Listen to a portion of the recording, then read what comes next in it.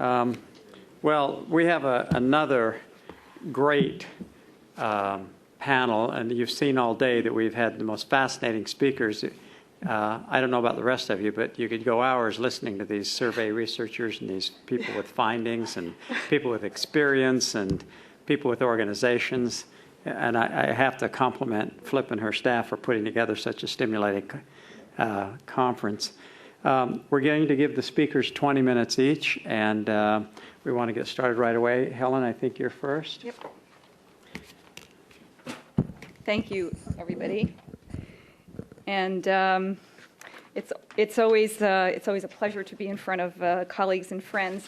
And as you all know, I am not an academic. I'm going to be presenting my observations and the work that I have done in Arab American political empowerment and organization. You can't. How about that? Is that better? Closer to your mouth. Okay, there we go. So this is not an academic paper. This is not scholarly research. This is the results of the work that has been done in Arab American activism. And my question that I was asked to deal with was to talk about incentives and disincentives of political participation. When I first got that assignment, I thought, there are a lot of disincentives, but does it matter? And so the topic of as you know, my paper is entitled "Losing the Battle: How Political Activism Guarantees Ethnic Integration in Spite of Defeats Along the Way." And I am going to talk about the recent history of trends in political participation, what motivates people to work in politics, what are some of the obstacles along the way of working in politics as Arab Americans, and also to talk about those obstacles and setbacks and how can those setbacks actually produce their own momentum for transformation and change. I want to talk a little bit about some of the historical trends. I know Michael gave us a really good background on the historical trends of political participation among the various waves of immigrants. I just want to make a couple of comments that may not have been made yet. One is that when we talk about the pioneer generation of Arab immigrants, one of the factors that most of us know, but I think it bears reminding, is that when those first immigrants came, they were not citizens of any country. They were subjects of the Ottoman Empire. And so the whole citizenship, the process of becoming a U.S. citizen had so much more currency for people who never had it before.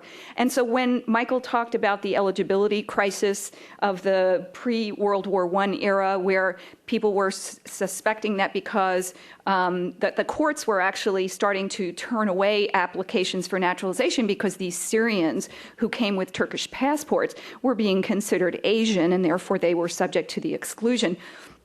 That whole process of having your citizenship in question was actually it actually increased the patriotism and the currency of that citizenship and how people felt about their civic identity. That's one factor. I want to also say something about the period during and right before and during World War II and right after. We were still basically in the first immigrant wave. Because of the National Origins Act, there was very little new immigration between 1924 and the mid-1960s. So that was the period when we had a lot of settling in. The pioneer Arab immigrants now had children who were born here, and those children were coming of age in the 20s, 30s, and 40s. And what happened during World War II is that many of the children of those immigrants went into the armed services during World War II. And being in the armed services, being in the military, participating in the war, and the very highly patriotic period of World War II meant that that was a way of solidifying the American identity, not only of children of Arab immigrants, children of all immigrants. But there are some things that I think bear pointing out, and that is that for veterans, people like my father and most of the people in my family who served in World War II, there was a certain currency to being a veteran. You got benefits, you got GI loans. There was a sense that your citizenship, your civic identity was in fact enhanced when you served in the Army. You had benefits, you had job referrals. My father used to tell me what happened when he first got out of the Navy in 1944. That the first thing he did is he went down to the local recruitment office and they actually helped place the officers who had just left the Navy into jobs, and this was in Brooklyn. And he said, all of my friends who had just come out of the service, we went down to the military offices, and they helped us find jobs. As I said, they got loans and other things. So I think that it's important that that generation, the generation we often talk about as being over-assimilated, and that, sometimes we talk about this is the generation that was the first American-born generation of the pioneers, that they lost their Arab identity and they don't speak Arabic anymore and they Americanized their name. There are a lot of reasons for all of that, but in talking about civic identity, I think it's really important to remember the context. We've talked a lot about the post-1965, the new immigrant wave. I'm not going to go into that, the organizations that were founded.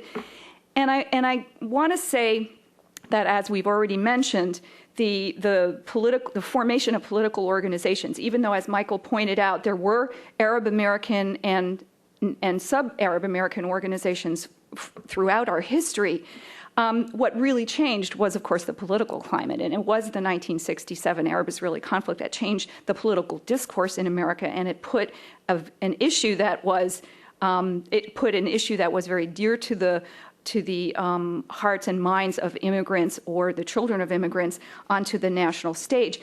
And it also, obviously, the community itself was infused with a lot of new blood that came with a sense of Arab nationalism, with a sense of personal familiarity with the complexities of the issues of the Middle East conflict.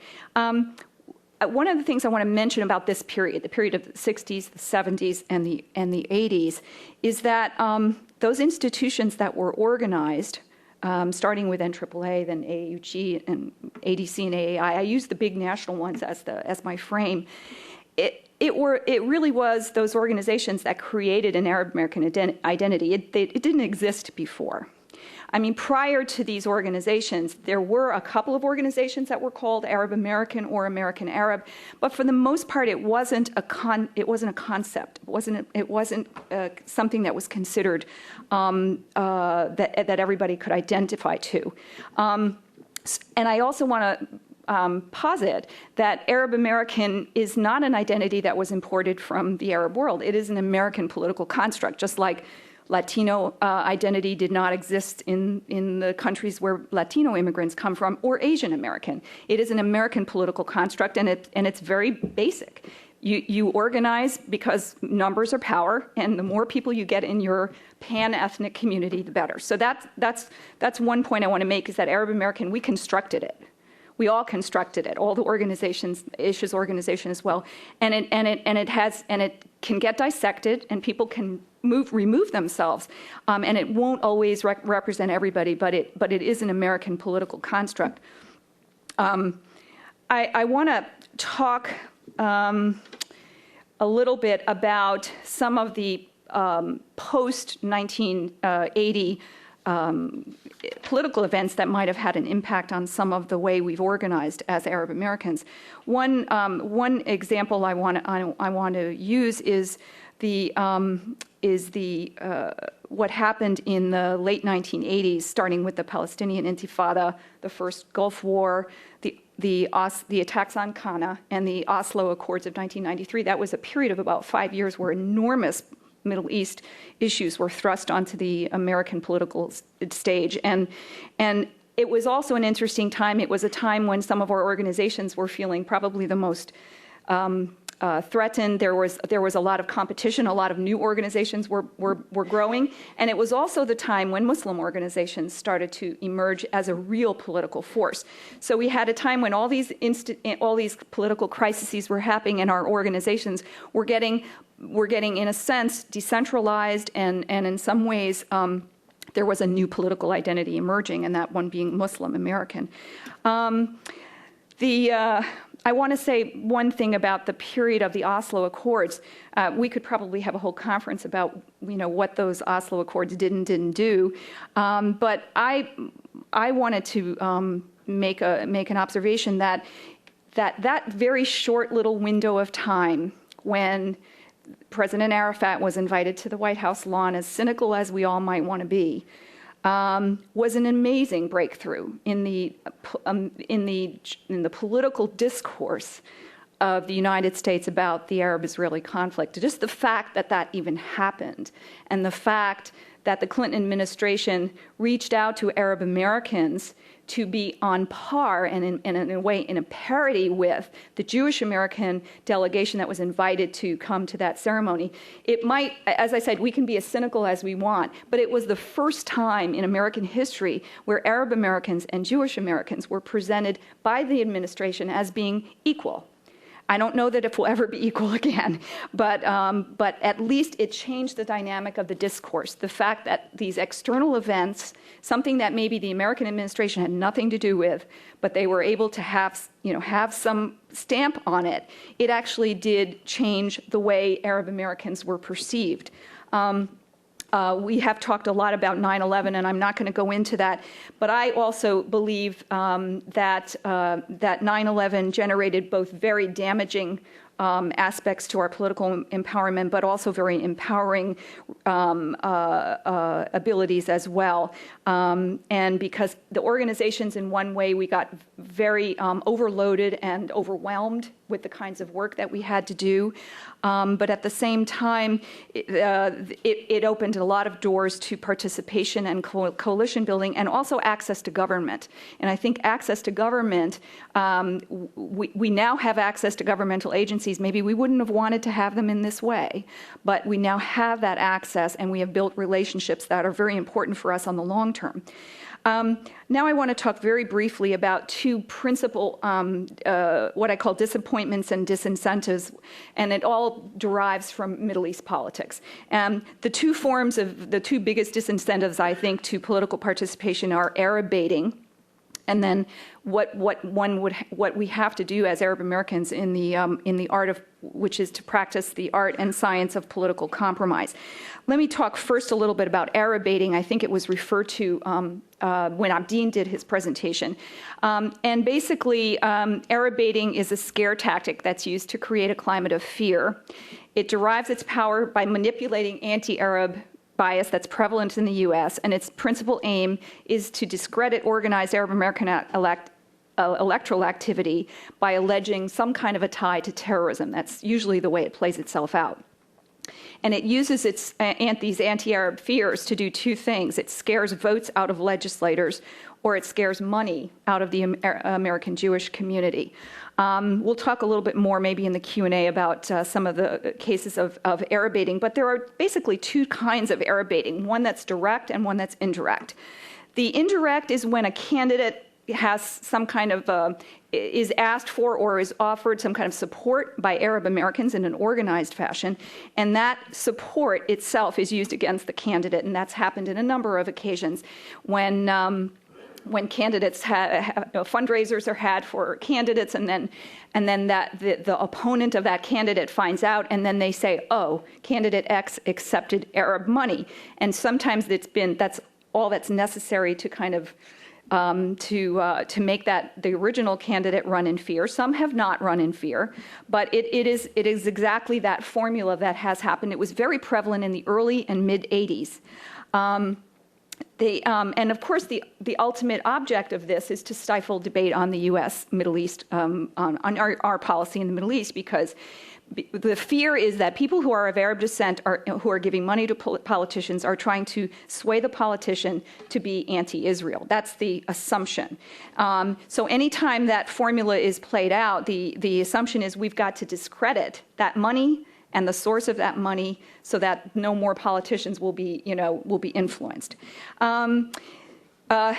In our experience at AAI, which we founded AAI in 1985, and the first election year after our foundation was 1986, and it just seemed that for some reason, maybe because we were organizing, there were a lot of instances of black candidates in particular who were being Arab baited for their participation in Arab American events. In one case, Marwan's brother, who was a campaign manager for a black candidate candidate in Louisiana, that candidate got asked to, or got criticized because she had a campaign manager who was Palestinian, and there are many, many other examples, and the black candidates have been the most victimized by this.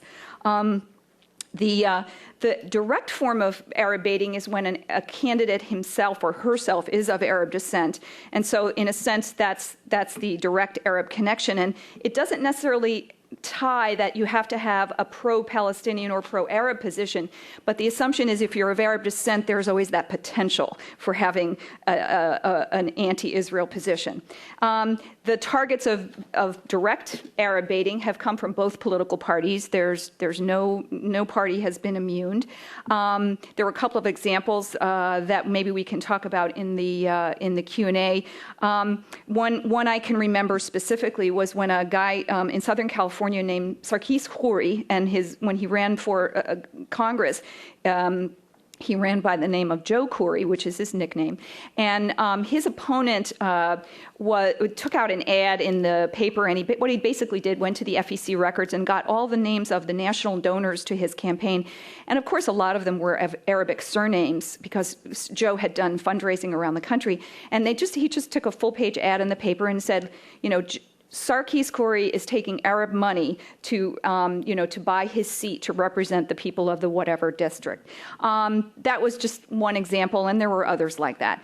What happened, interestingly enough, is that some instances of Arab baiting of particular candidates of Arab descent there's one other example I want to give that predates 9/11, and that was the mayor of Jacksonville, whose name is Tommy Hazouri, who's a Lebanese American, had held the post of mayor of Jacksonville and was running for re-election.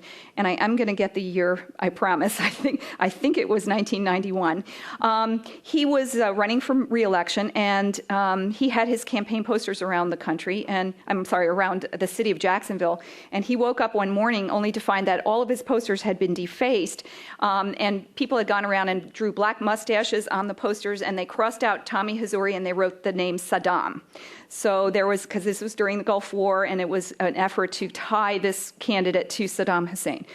What happened after 9/11 is that while there were some instances of Arab baiting, of course, we found that the mood had changed, that the ability to Arab bait with impunity had also changed. Teresa Isaac, who was running for mayor of Lexington, Kentucky, this was the same year, 2002. She was at a campaign rally, and someone went around the cars while she was in the rally, and they put leaflets on the cars complaining that Teresa Isaac was too close to Palestinians, and she didn't deserve to be elected. What was interesting is she had a number of Jewish American supporters and organizations that were supporting her campaign, and they actually came out publicly to endorse her and to defend her and to say that this was unacceptable. So this was a kind of the general discomfort among people of a certain political correctness who felt uncomfortable after 9/11 about some forms of backlash, also felt uncomfortable about political baiting and Arab baiting. So it was a kind of an interesting development. 5 minutes. 5 minutes. Okay. I'm going to skip ahead to what I consider how we can map progress in spite of, or in some ways because of, setbacks. We could talk more about the setbacks later. One of the things I want to, one of my observations, I have 5 observations. One of them is that local visibility and support breed respect and build relationships, regardless of what's going on in foreign policy, and I do disagree with Governor Sununu about this. There are important reasons to get involved with coalitions beyond foreign policy. But when Arab Americans become political actors on the local level, they become respected and noticed. And this has happened across the country, and we have plenty of evidence of that. We had candidate forums scheduled for 3 weeks after 9/11. We always have in Virginia and New Jersey, the off years, we always have a big candidate forum, and in that year the governors were up for election. We contacted the 4 campaigns of those 2 states to see if we should cancel the candidate forum, if they were still comfortable coming, or whether we should change it. All 4 of those campaigns said, absolutely not. Do not cancel it. I want to be there. I want to show my support for your community. And it was the only time in our history when both Democratic and Republican gubernatorial candidates showed up at these candidate nights. So there was an interesting dynamic at play. Second, showing up and staying involved promotes access to leadership opportunities. Marwan and I have been involved in Fairfax County Democratic politics for many years, and my first involvement was running as a Jackson delegate back in 1988. After I ran for delegate in '88, it's a long story about how they treated us in the Democratic Party when all these people with Arabic surnames kind of walked into the first caucus we had ever attended, and that's another story. But the interesting thing is that while they were suspicious of us at first, who are these Jackson delegates who are all Arabic, and what are they doing to our party? The interesting thing is, it didn't take long for them to see, we've got all this new blood here, because as soon as the primary was over, we were all supporting the Democratic ticket, and they knew that they had all these new volunteers who were energized and interested, and they started giving us appointments, one after the other after the other. We had appointments to the Human Rights Commission, to the Aging Commission, to the Civil Rights Commission, and it continues to grow. And it all started from our ability, from the organizing principle that once you get involved in party politics, it reverberates. 3 minutes. My third observation, political sophistication is not born of deeper knowledge of the issue, but it's having experience with the process and knowing who is the political decision maker. So when you think that no politician will ever know more than you do about the Arab-Israeli conflict or about your home country or about any issue, it doesn't matter. The most important thing is that you know what that politician can offer you and what that politician can and cannot deliver. Example, in 1985, Mayor Harold Washington was just elected in Chicago. There was a rally for him, and actually AAI organized it, and it was a largely Palestinian-American audience. And the first question that Harold Washington got during the Q&A was, what are you going to do about the anti-Palestinian and anti-Arab cartoons in the newspaper? And he said, well, I'm not the editor of the paper, but if you want to talk to me about jobs and things about the city that I can actually help you with, and the questions kept going in that way. What are you going to do about U.S. support for Israel? People at that time, people were not understanding what a mayor does and what a mayor can do. And we have grown so much since then. It's amazing. 1 minute. Last 2 observations. Political, actually I'm going to skip some, because this was raised at the lunch. Don't be too hard on your friends, even when they disappoint you, because you never know when you need them. Arab Americans in Congress have been criticized frequently for not being right on our issues all the time. And I know from personal experience that there have been plenty of times when Arab American members of Congress have maybe taken the wrong vote, have not participated in the way we have wanted to, but when we really needed them in times of crisis, they're there. Ray LaHood was criticized greatly for a vote that he took at one point, and some people wanted to just say, no, we shouldn't support him anymore. What happened was that shortly after 9/11, we needed to have a hearing about airline profiling, and it was Ray LaHood's position on the Transportation Subcommittee, I think it's the Subcommittee on Aviation, that got us that hearing. So we have to always be careful about that. I have so much more to say and so little time to say it, but I think I'm just going to stop there, and I'll look forward to your questions.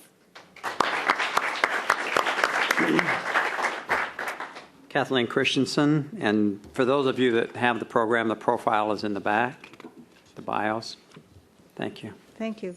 Good afternoon. I'm going to concentrate primarily on Palestinian Americans, entirely on Palestinian Americans, and I too am not an academic, bless your heart, Helen, nor a statistician, but I don't have anything against statisticians. When I was preparing for this conference, I talked to Fuad Mughrabi, a Palestinian university professor at the University of Tennessee, and an old friend, and he told me a little anecdote that I think exactly captures the kind of hostility that Palestinian Americans face in the United States. During a discussion with the wife of a colleague, who Mughrabi describes as a strong supporter of Israeli settlers and the settlement movement, she said to him, "It's not what you say that bothers me. It's not terrorism. It's your mere existence. And this was not just friendly banter. She meant it. I could give you countless other examples of this kind of painful political and ethnic racism that Palestinian Americans face daily in the United States.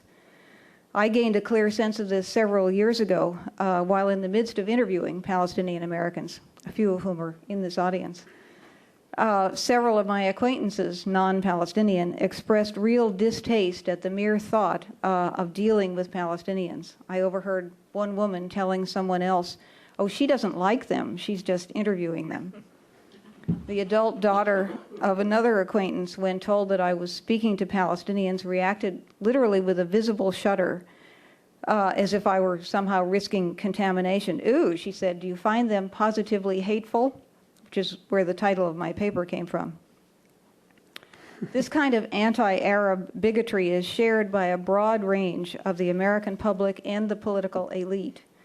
It's directed at Arabs in general and is felt in the United States by Arab Americans in general. But Palestinians in the United States face, I think, a double hostility from Americans, arising from the hostility directed at all Arabs, as well as from a special political ostracism thrust particularly on Palestinians because of the United States' strong identification with Israel.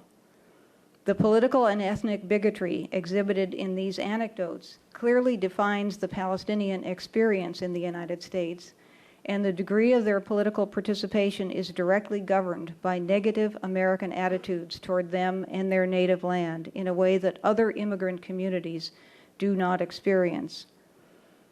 The Palestinian-Israeli conflict, although always a source of anti-Palestinian discrimination, has generated steadily increasing levels of antipathy toward Palestinians over the years as the U.S. political and emotional attachment to Israel has intensified.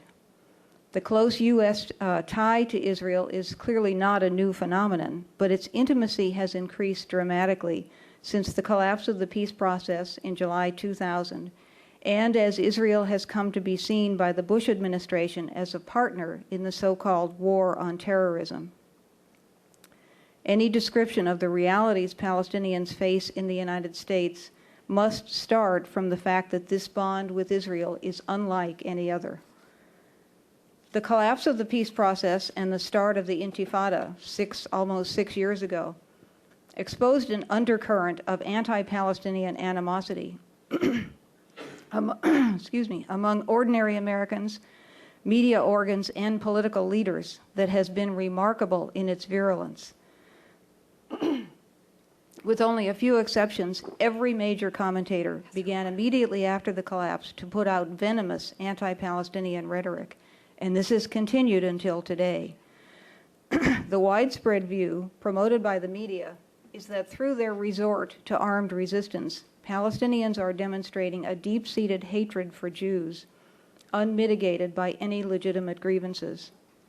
The events of September 11th have further intensified the vicious discourse that now confronts Palestinian Americans. There is a concerted effort led primarily by Israel and Israeli supporters to link Palestinians to the actions of Islamic radicals and to promote anti-Islamic propaganda about the so-called clash of civilizations. And this simply plays into the widespread failure of Americans to differentiate Arabs from Muslims and Muslims from the small core of Muslim terrorists. In short, because Israel and Israeli supporters in the United States have portrayed Palestinians as Israel's enemy, the U.S. public and the media have turned on the Palestinians as if on command, bringing the state of discourse in the United States to an anti-Palestinian pitch not seen in previous decades. In a hostile atmosphere such as this, Palestinian political participation and activism are all but impossible from both a psychological and a practical standpoint. The virtually total American support for Israel and the complete failure to question Israel's anti-Palestinian actions in Palestine make it impossible for many and perhaps most Palestinians to feel comfortable identifying fully as Americans.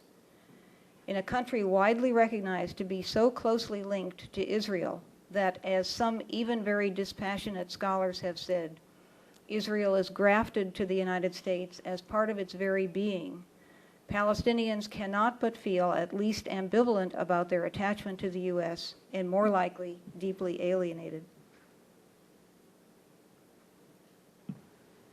Estimates of the number of Palestinian Americans, usually based on informed guesswork, range from 200,000 to approximately 400,000. The true figure probably lying somewhere near the midpoint, around 300,000. The diversity among Palestinian Americans is immense. They are represented widely in the professions and in academia, but substantial numbers came to the United States as part of a chain migration that has brought generation after generation from the same town. And these people tend most often to be less well educated and to live in insular neighborhood clusters that shield them from direct ethnic and religious discrimination, but also prevent any integration in U.S. society. There are myriad other social, political, and attitudinal differences among Palestinians, between immigrants and the American-born, obviously, between Muslims and Christians, among Muslims, between the secular and the conservative, between those from pre-1948 Palestine whose homes and land were taken by Israel, and those from the West Bank and Gaza, between supporters of opposing Palestinian political factions, between Arabic speakers and and non-Arab. I keep hearing it, all my P's. Is this better? Yes. Okay, thank you. As a determinant of political participation, the difference between the educated, who tend to be more politically conscious, and the uneducated, who more often avoid politics, is perhaps most significant. Just as easy categorization of Palestinian Americans is impossible, generalization about the degree of their Americanness is also impossible. There is wide variation in the level of adjustment to American society, in the extent to which Palestinians feel they belong to and are comfortable in the United States, in the way they react to the alienation thrust on them by American society and to the ethnic and political prejudice that confronts them. I first interviewed Palestinians in the U.S. Almost 20 years ago to discover their political thinking. The time period was the late 1980s, at the height of the first Intifada. Palestinians here and in Palestine were feeling a widespread surge of pride and optimism. Pride because a nonviolent popular uprising against Israel's occupation was showing the Palestinians to be a determined and resilient people, able to stand up for themselves after decades of passivity in a legitimate struggle for independence, and optimism over the expectation that long denied Palestinian human and national rights would soon be fulfilled through establishment of an independent state in part of Palestine. Although the range of opinion about their integration and comfort in American society was quite broad, the overriding impression that I gained from listening to these Palestinians discuss their lives in the U.S. was that they were uncomfortable to some degree. Even at this period of considerable optimism, the feeling of alienation was great. Developments since this time, the first Gulf War, the beginning and ultimate collapse of the peace process, the second Palestinian Intifada and Israel's harsh oppression, the terror attacks of September 11th, the rash of detentions that followed, the U.S. invasion and occupation of Iraq, and the growing tendency to define U.S. national strategy in terms of a clash of civilizations, pitting the United States and the West against Islam. All of these have combined to make Palestinians more uncomfortable by several orders of magnitude. One Palestinian intellectual told me even in the late 1980s that Palestinians feel as though they live in enemy territory, and that sense, I think, has been vastly heightened in the wake of the Second Intifada and September 11th. Jewish American organizations have dramatically increased anti-Palestinian propaganda and harassment. Local and national security services have investigated and detained and deported Palestinian activists and re-imprisoned some of them. Arab and Muslim charities have been closed and political contributions by Arabs returned. Arab political candidates, as we've heard several times today, expressing any sympathy or understanding for Palestinians have been forced to withdraw their candidacies. Congress has repeatedly voted to support harsh Israeli measures in the occupied territories, and the vast majority of congressmen have explicitly endorsed Israel's actions, all of Israel's actions. Palestinian discomfort in the United States arises almost entirely because of political factors, that is, factors external, I think, to the community. The intensity of the Palestinians' attachment to the land of Palestine, and for a great many, the feeling of deprivation and distress in exile, cannot be overemphasized. Most Palestinians feel an almost palpable sense of oneness with the land, the particular land of Palestine, and only that land, that cannot be satisfied anywhere else. Even among the urbane and the well-educated, the feeling that the land represents a cultural identity uniquely Palestinian is strong, a feeling probably arising in large measure precisely because they have been forcibly excluded from the land and forcibly separated from the culture. Countless Palestinians who are well integrated in American society speak of feeling that their hearts remain in Palestine. This sense of longing is compounded by the exclusion and alienation imposed upon Palestinians by other Americans, as evidenced by the anecdotes I gave at the beginning. One Palestinian woman told me that she felt, this was in the late 1980s, privileged to live in the United States, but she believed all Palestinians feel that they were then, as she put it, living with people who don't like us and who help Israel against the Palestinians. When I pay my tax money, she said, I feel that I am paying this money to kill my people. This bitter impression that they are treated as the enemies of Israel and therefore the enemies of the United States is quite common. One young man, who happens to be the brother-in-law of former Palestinian spokeswoman Hanan Ashrawi, told me as long ago as the late 1980s that he would have liked to advertise his ethnicity, but he felt a constant need to compete with Israel for the respect and affections of Americans. This is how he put it. Your word is suspect. It's labeled. The government, the movies, the papers, the lobbyists, the Christian fundamentalist groups, all these put together create a kind of conspiracy of sentiment that puts you in your place. He found that the issue with Americans was never how loyal a Palestinian was to the United States, but how well he measured up on America's pro-Israeli yardstick. This is thrust upon us as a litmus test, Ashrawi said. It's not an American litmus test. It's not a question of whether we know the Constitution or can recite the Pledge of Allegiance with comfort. I'm sure we could all do that. It's a foreign policy test. In terms of Palestinian political participation in the United States, these experiences of connectedness to events in Palestine and of harsh discrimination from fellow Americans, because of Palestinians' political identity, have an obvious effect, as I've been noting. The growth of a political consciousness among Palestinian Americans was very slow in the first place, and real political awareness did not emerge until, as many people have noted, the 1967 Arab-Israeli War. The war was a great awakener and a great impetus to solidarity for Palestinian Americans as for all Arab Americans. The enthusiasm with which American public opinion greeted Israel's sweeping victory over Arab armies shocked the entire Arab American community into a much stronger political consciousness. The intense anti-Arab hostility evident in the American reaction had a strong personal and emotional impact on Palestinians who thought they had comfortably integrated into American society. One well-known Palestinian described this American partisanship as a "we Americans beat out these Arabs" sort of thing, as if it were a personal victory for America. He found this particularly painful and wondered, why do they feel that we Palestinians and Arabs are their enemies?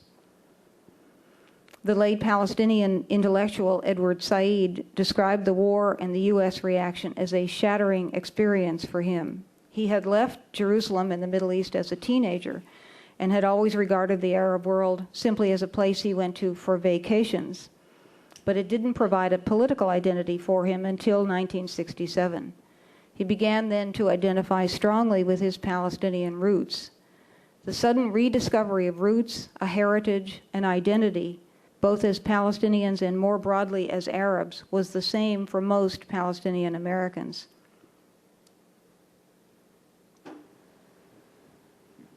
The 1967 awakening did not translate into active participation in U.S. politics, that is, as opposed to activism within the community, until the late 1980s, when the Arab American community in general, and Palestinian Americans in particular, experienced a period of relatively intense political activity, as Helen just described. Many Palestinian Americans, energized by the 1988 presidential candidacy of Jesse Jackson, who promised support for Palestinian rights, and by the political success of the first Intifada in Palestine, believed they could work for issues important to Palestinians through greater participation in U.S. politics. This enthusiasm died within a few years, however, amidst a dawning realization among Palestinian Americans that they had essentially been abandoned by the United States and by the Arab world. First, their fellow Americans, despite expectations of some greater understanding raised by Jesse Jackson's candidacy and by the Intifada, the first Intifada, proved, after all, to be not any more understanding of the Palestinian plight. In addition, the first Gulf War left the PLO badly weakened, and the negotiating process surrounding the Oslo Agreement of 1993 left the Palestinian American community, sort of paradoxically, seriously estranged from the Palestinian leadership. Leaders of the Palestinian community in the United States had always had direct ties to the PLO leadership, an arrangement that served both to keep the Palestinian American community abreast of PLO thinking and to bring Palestinian American concerns and advice to the PLO leadership. But the sense of involvement and connectedness that Palestinian Americans gained from these ties was shattered by the Oslo process, which the PLO had conducted without any reference to them or their community leadership in the United States. In addition, Palestinian Americans who had supported the PLO's decision in 1988 to recognize Israel and accept the two-state formula feared, and feared quite rightly as it turned out, that the Oslo Agreement had failed to guarantee an Israeli withdrawal and would ultimately preclude the establishment of a separate, independent Palestinian state. And here we are 13 years later without such a state. This process over the last decade, in which the Palestinian leadership in Palestine has pulled away from Palestinian communities in the diaspora, has had an inevitable effect on Palestinian American political activity. The perceived abandonment by the PLO and the Palestinian Authority of long-standing Palestinian goals has left the community in the United States with no direction and little focus. Other sources of guidance have dissipated as well. For several decades after the 1967 war, Palestinian Americans were led by a dedicated core of intellectuals who provided inspiration, and that's particularly important, and a voice for the community. But several of these intellectuals, most particularly Edward Said, have died in the last few years. Others have grown older and now generally play a much diminished leadership role.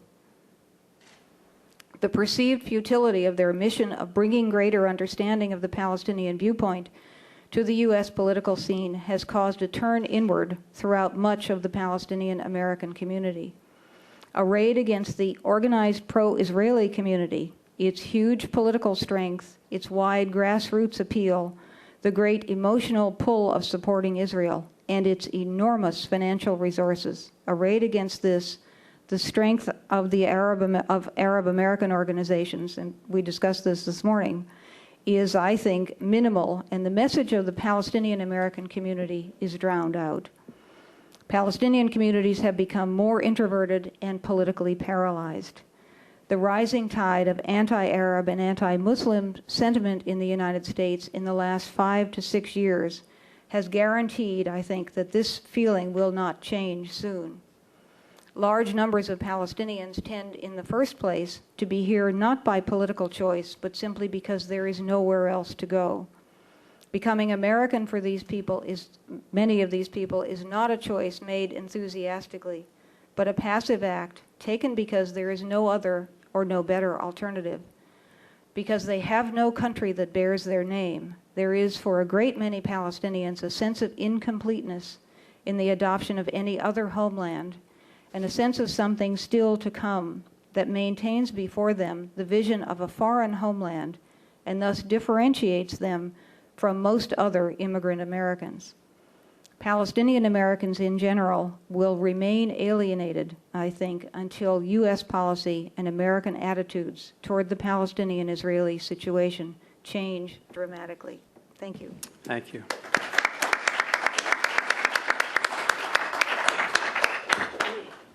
Well, I think there's a lot to talk about when we get to incentives and disincentives, and it isn't just a matter of the glass being half full or half empty. There's a lot of concrete information, but there's a lot of progress being done out there, and I'd like to hear questions from the floor to these two speakers who have an awful lot of experience on this issue of the incentives and disincentives, and many of you in the audience, Ish especially, who has got all the battle scars to show that there are incentives and disincentives. Questions? Yes, sir, at the end, at the back. Yeah, I feel kind of little sad about your paper, but my Me own too. observation is this, that Palestinian as a student, as a people, are a lot more articulate, lot more hardworking people among most Arab ethnicity. So why are you so disappointed? I'm disappointed. I agree with you totally, and I think I think there is evidence, actual concrete evidence, that Palestinians are the best, or certainly among the best, educated in the Arab world, both in the Arab world and in the United States. Certainly in the Arab world. So I didn't at all mean to put down the Palestinians. I'm just as disappointed as you are. I think that it is the strength, the emotional strength and the political strength of the Jewish American community and the Jewish American message, and the fact that the pro-Israel lobby is extremely strong, as evidenced by the reaction to a recent paper written by a couple of academics on the strength of the pro-Israel lobby, and most of the reaction has been to deny that there is a lobby and to try to silence these academics, which to me testifies to the strength of the lobby. So there's that. There's a huge emotional pull. There's a great fear of talking of, if you criticize Israel, of being accused of anti-Semitism, which has happened to these academics. All of this has, and there is a, I think perhaps the most important, there is a massive silence in the media about what's going on in Palestine. You hardly ever read in the New York Times or the Washington Post or any of the mainstream media about the house demolitions and the wall, the construction of the wall, and the land confiscation and the demolition of the destruction of olive groves, and on and on and on, and the checkpoints and the daily oppression with which under which Palestinians live. I mean, middle of the night raids into their houses and so on. And you hardly ever read, you read a lot about that in the alternative press, primarily online, but the mainstream media doesn't carry it. CNN doesn't carry it, and most of the American people don't know this. And so the Palestinian message never gets through, despite the articulateness of the Palestinians. And one of the most, back to the sad side of this story, one of the most articulate Palestinians who brought this message to greater public concern was Edward Said, whose death 3 years ago was a huge loss in terms, I think, of inspiration to the whole community. Yes, sir. Ms. Christensen, you have spoken of the strength of the pro-Israel lobby. I certainly wouldn't argue with that, but I'd like your opinion on what some have attributed to tactical errors of the Palestinian side. Number one has Palestinian Christians, the author, whose name now escapes me, of the 1938 book, The Arab Awakening, who was probably... Antonius. Yeah, George Antonius. Antonius, correct, thank you. Who was probably the most articulate spokesman for Palestinian rights, had less political influence than he might have precisely because he was Christian. Second of all, surely Palestinian Christians might be the most effective ambassadors to what have been called Christian Zionists among evangelicals and fundamentalists. And finally, though I'm not in a position to advise Palestinian Americans, I can think of no single step that would be more effective than denouncing the use by Arab governments and the Arab media of the protocols of Zion. Your comments are invited. Okay. Wait, before you go away, you didn't give us a question. What did you want us to do with that wisdom? We want comments on. My question is, Did you want us? what is your comment? Yeah, What is what? my comment on that? Yeah, because I'm really curious. How do you handle that advice? I think, I think that, let me start backwards, and I'm not sure I could remember everything, but on the protocols of the Elders of Zion, I don't think it would do a bit of good if all of the whole Palestinian community condemned it. The Israeli lock on discourse in this country would be exactly the same. The press might write an article or two about, the Palestinian Christians or the whole Palestinian community denounce the protocols of the Elders of Zion. I really don't think. I think the problem is so massive that little step wouldn't help. As to allying themselves with the Christian Zionists, I think this would be what could I say, counterproductive for Palestinian Christians, because the be-all and the end-all, or the primary message of the Christian Zionists, is that Israel and the Jews need to control all of Palestine because, I'm sorry, you misunderstood my question. Oh. I said not as allies, but as interlocutors to say, listen, we too are Christians and we have a different, our Christianity leads in a different way from this fantasy that to Israel try should to go from the Nile to the Euphrates. to try to talk them out of it, you mean? Exactly. Well, maybe it's worth a try, but I can't imagine it working, because these people are the Christian Zionists in the United States are I don't want to use the word fanatical, but that's the only word actually I can think of, because they are dedicated to this as a divinely ordained, this being Armageddon and Israeli Jewish control of the Holy Land. They're dedicated to this as a divinely ordained thing, message, goal, and I don't think that some reasonable Palestinian Christians who want that land for themselves, who came from that land, and who don't believe that that Israel, that Jews should have certainly not all of the land. I don't think that they could be persuasive with the Christian Zionists. On the protocols of the Elders of Zion, don't you have to be brain damaged to be influenced by that? Isn't that pretty much...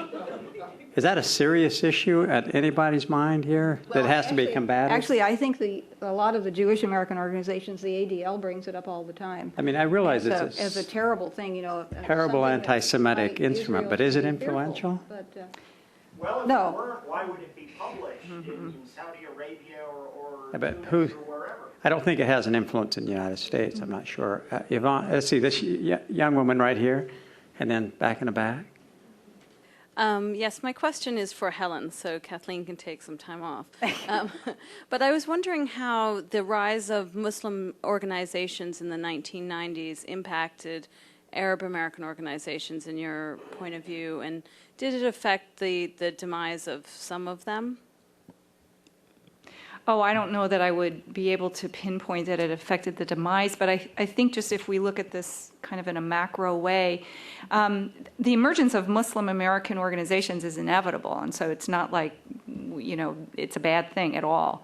But I think that those of us who are committed to organizing around secular ethnicity, Arab Americans of all faiths and no faiths, and kind of around a common progressive human rights empowerment agenda, my feeling is that while there's a lot of overlap, it's not total overlap.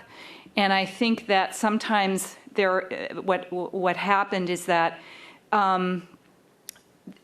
inadvertently, there became an assumption in the mind of people outside of our communities that it's like Muslims and Arab Christians, and that somehow the concept of Arab American secular activity got a little bit sidetracked and diminished, even though I don't think that's the case.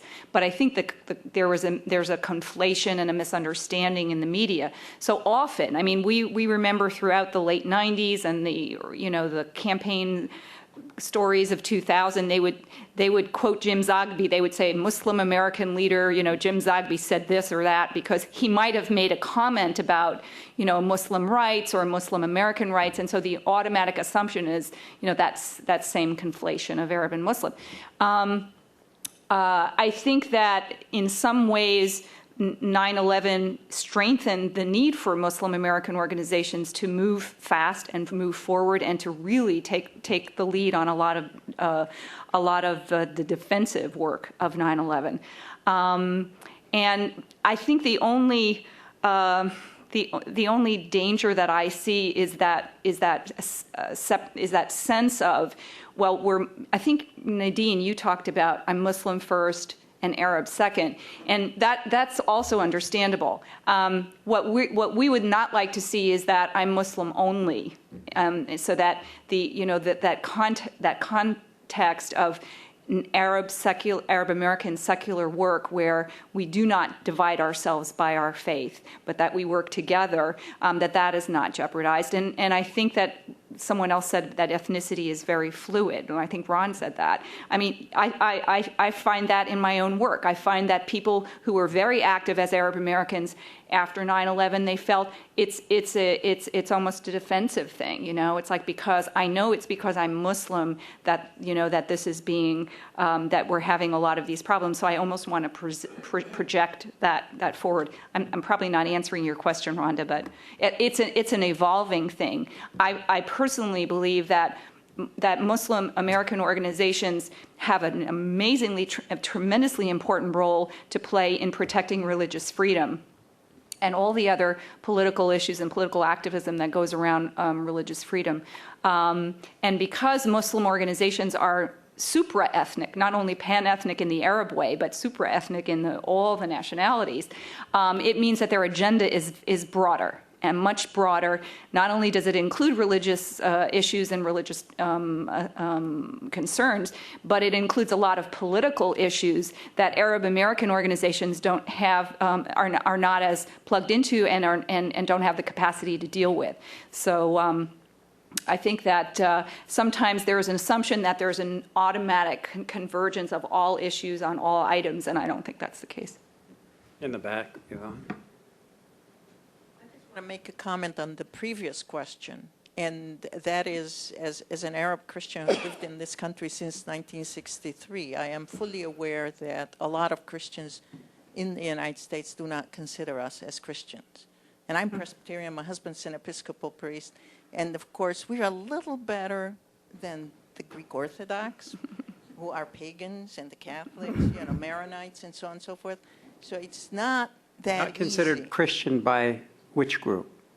By the Christian fundamentalists. Yeah. They told me I had to be baptized. My husband has to be baptized. Yeah, well, you're not the only ones. There are a lot of heathens in there. Can I add one comment? The first time I saw Ambassador Afif Safia on C-SPAN, shortly after he had come to this country, he gave a beautiful presentation. He's a very reasonable man. He's a very Christian man. He talked about his background, where he went to school, how he'd grown up Christian, and on and on. And then he talked about the situation, the Israeli-Palestinian situation, in very reasonable terms. He didn't mention the protocols of the Elders of Zion at all. And after he got off the program, some caller called in and denounced him for being an angry Muslim. So that's the kind of thing you run into. Go ahead, Marwan. I just want to say that I take issue with describing people as Christian right or Christian Zionists. I'm a Christian. There's nothing Christian about these people, by the way. You can call them religious right if you want to, fanatics, whatever you want. The other point is, how do you deal with the media? I mean, when I see that Haaretz is more accurate than the Washington Post, it's really disturbing. But how do you deal with it? I don't know. I think that's why we're all in this pickle, because none of us, I don't know how you get through to the media. You know, those of us on this side of the issue write op-eds and they don't get in, and I don't have an answer. Helen, you're the activist. Well, I think that to some extent we have found that when we have inserted the issue of Palestinian rights in the context of something that's going on here, like in the context of an American election, or that it's more likely to be covered. I'm not sure it's always going to be covered accurately. I see a real connection between mainstream political work and media coverage, and because there are ways to insert these concerns and these issues in the context of just being active in politics. It's not perfect by any stretch. If I could add, a few years ago, Hussein Ibish was the information officer of the ADC, and he was just a marvelous one-man propaganda machine. he must have beat his brains out writing op-eds that he did get published, and finally he went off and got a life. I think he's getting his PhD somewhere. But it takes. I think the only solution is to get about 1,000 Hussein Ibishes, and otherwise I don't know how to get into the press. That's a lot of Hussein.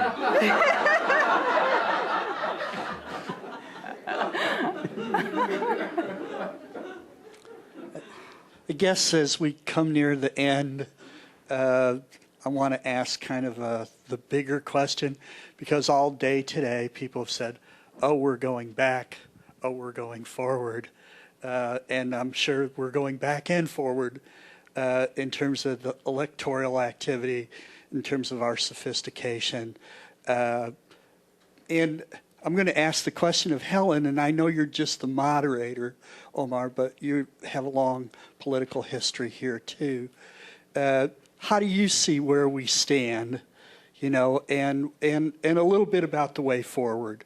It's unusual to be able to come together with people like this who are involved in the work or who have chronicled the work. And so it's time to ask the question. I found that in the process of writing this paper, it was an amazing experience, because it forced me to document the things that we do at an organization every day, and it's quite amazing when you start to do that. That you see, oh my God, there is more progress than you think or than you feel. And when I was looking through our files to go back and look at the examples of Arab baiting back in the 80s and the examples of the ways in which the disincentives would have played themselves out, I realized that I am optimistic, because I think that my main thesis is that the integration itself, even though we don't always get what we want, but the integration itself is the guarantee for the future, and that those allies that we make and the partnerships that we form, and you know this better than anyone, is really the protection of our community. And we saw that after 9/11. We saw that in a very clear way, that the backlash after 9/11, had this happened 20 years ago, the backlash would have been much, much worse. Excuse me. I believe that it's because of the institutions that we built, and because of the focus on our American life and the focus on our responsibilities as citizens, the focus on discrimination work and on civil rights and the alliances that we built, that and the work in the parties. I truly believe that if we were not involved in American politics, that we would have had a harder time because we would have been viewed as this marginal exiled community.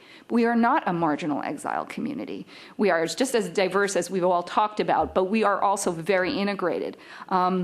And that is where my hope is. And the other reason I'm very hopeful is the new generation, the young Arab Americans. I am so impressed. And you've heard me say this before.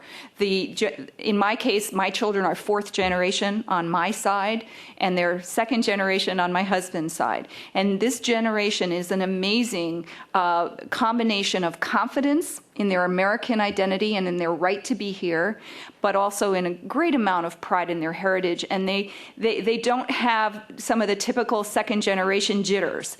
And this applies to the children of immigrants also, that are not fourth generation on their mother's side. They don't have that same sense of, oh, I got to be really careful about what I say because I don't want people to get the wrong. No. So many of the younger generation that I have come in contact with are very confident about both their American and their Arab side, and that gives me a lot of confidence. I don't fit a category, Ish. I always start my talks with, on behalf of all native Utah-born Palestinian Muslim Mormons, I'd like to say, and as a Democrat, yeah. So, and I didn't fit into the Arab American community because I was a Mormon, and served as a Mormon bishop and everything, even though my parents made their pilgrimage to Mecca from Utah and back. And since I've become a secularist, and that's all I'm interested in. But I will say about optimism and the incentives and the disincentives, I'm really excited about the future of Arab Americans. Not because we'll win, but the Israelis and the American Jewish lobby will commit enough indiscretions to destroy themselves because they're wrong, not because we want to be right. They'll take care of themselves if we just keep plugging ahead. There's one program that gets me excited, and it is the Small Business Administration set-aside program called the 8A program. And 15 years ago, I got certified 8A, and I got a lot of Jewish support for it. And I went to the Hill, and I got congressmen and senators, Republicans and Democrats, because I qualified. But I couldn't get it. And the reason they wouldn't give it to me is because I was a Palestinian. That's the only reason they wouldn't give it to me. And I finally got them right down to the wire where it was an act of discrimination, and they changed it.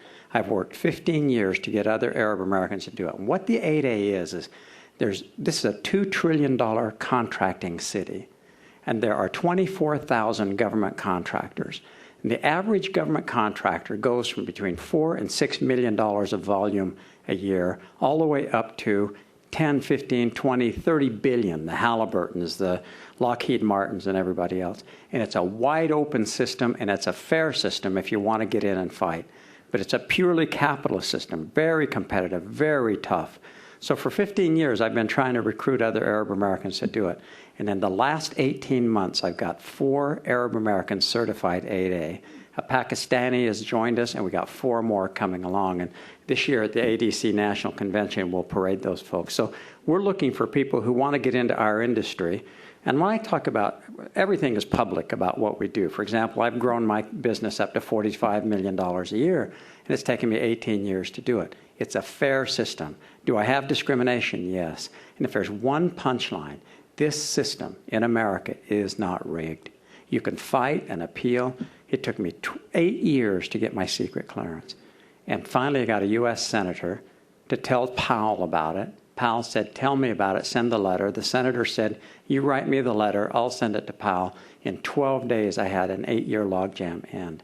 I just wouldn't quit. That's the difference between those who accept discrimination and walk off hanging their heads, and you just keep fighting. And we are winning, and we'll win these wars. Now, if we can just get this younger generation she talks about, these young 4 or 5 Arab Americans I'm dealing with, Lebanese Christians, a couple of Palestinian Muslims, they have suffered enormously. These guys are immigrants. I'm born and raised in this country, so it's easy for me. So optimism, completely optimistic. We'll win in the end.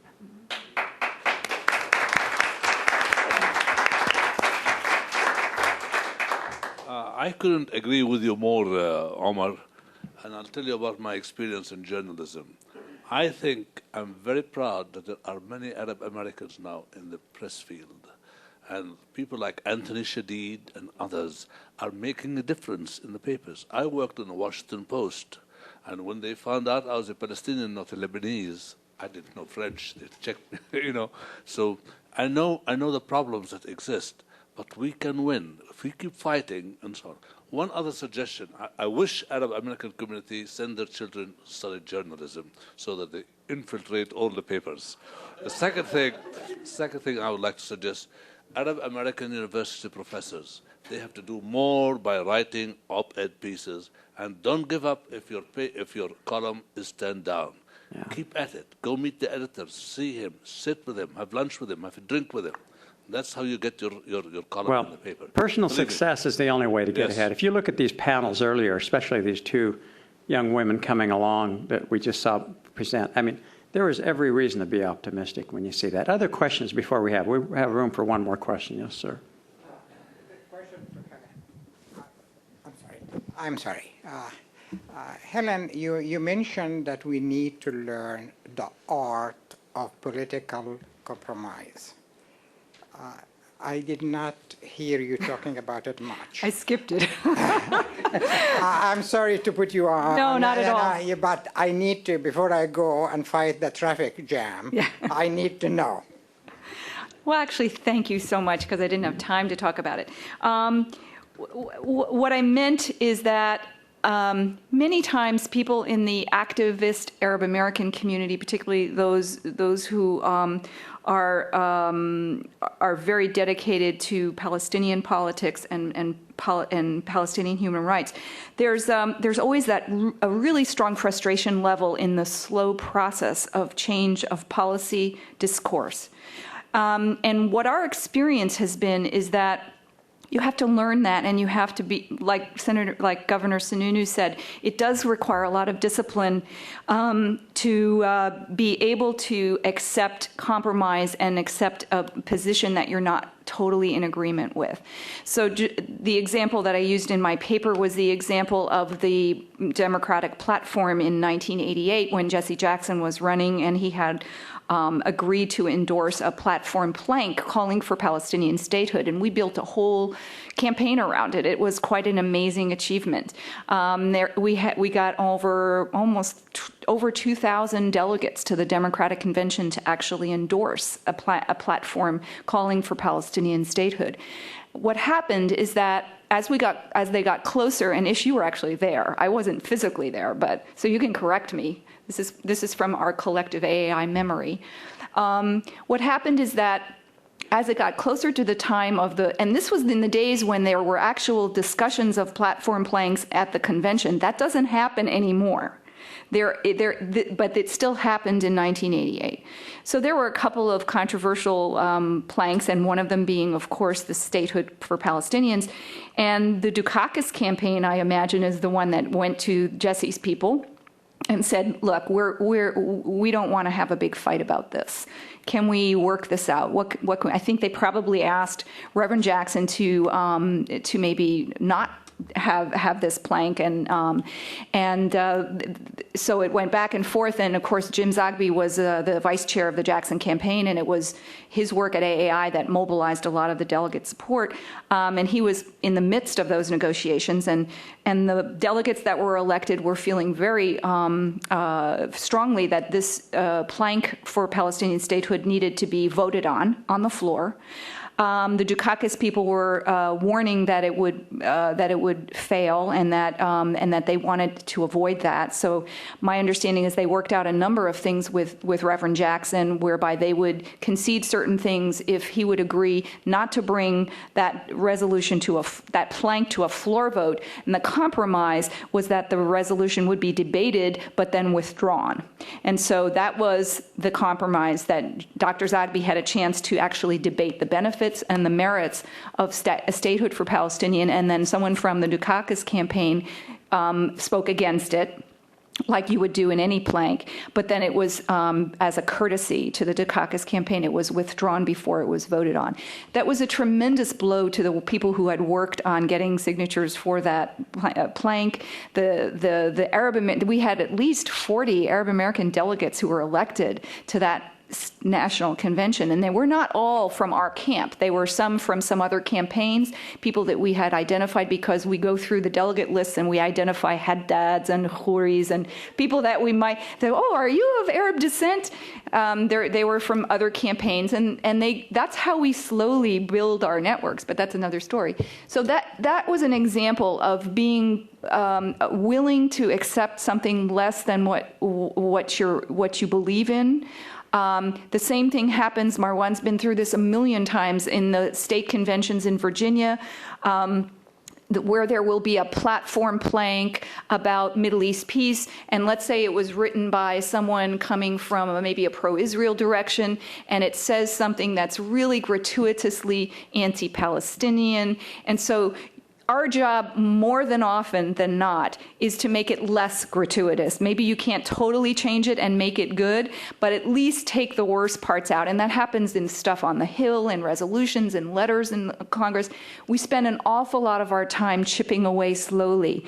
And compromise is very painful, particularly for people for whom these issues is so vital. But it's the only way to make transformation. You know, because if we were pure, we would not be able to get to second base, basically. Thanks, That's my view. Thank you, everybody who took part, and thank you to the sponsors. And it's time.